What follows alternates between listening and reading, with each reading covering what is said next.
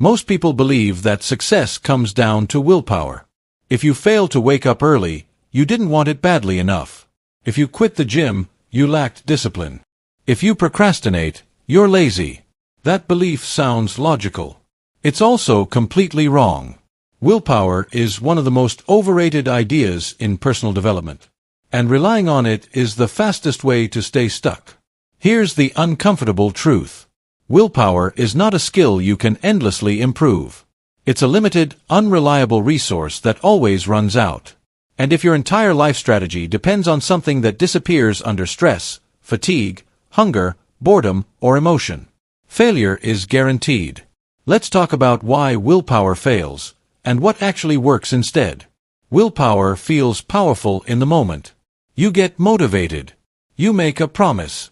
You say, "This time is different." And for a few days, maybe even a few weeks, it works. Then life happens. You sleep late. You have a stressful day. You get bored. You feel overwhelmed. You feel tired. And suddenly, the same task that felt easy now feels impossible. This isn't weakness. This is biology. Your brain is designed to conserve energy, not chase goals. Every decision you make drains mental energy. Every act of self-control costs fuel. By the end of the day, your brain is exhausted, and when it's exhausted, it chooses comfort over progress every single time.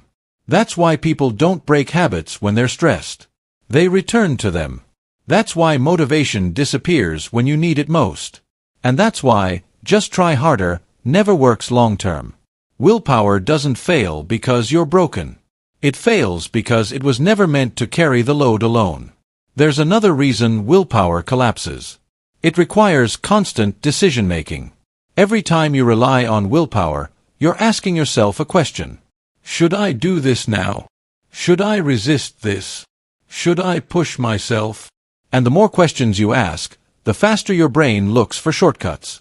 Eventually, the answer becomes no.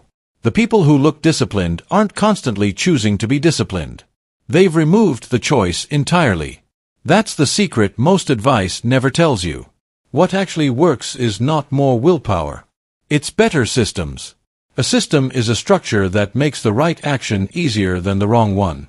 Systems don't argue with your mood. They don't care how motivated you feel.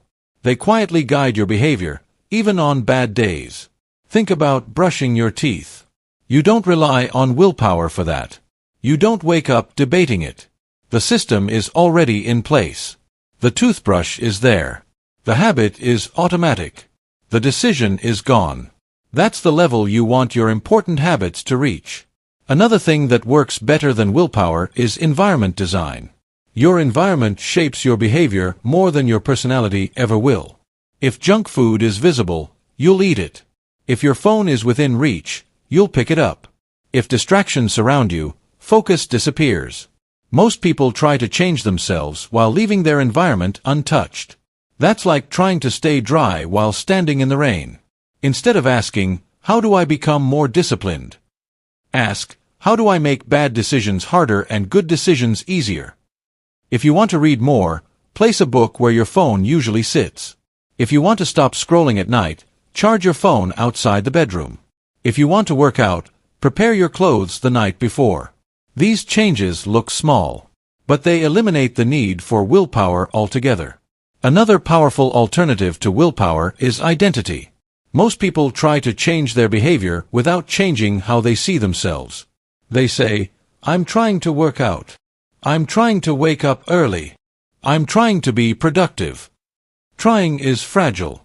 Instead, successful change happens when behavior becomes part of identity.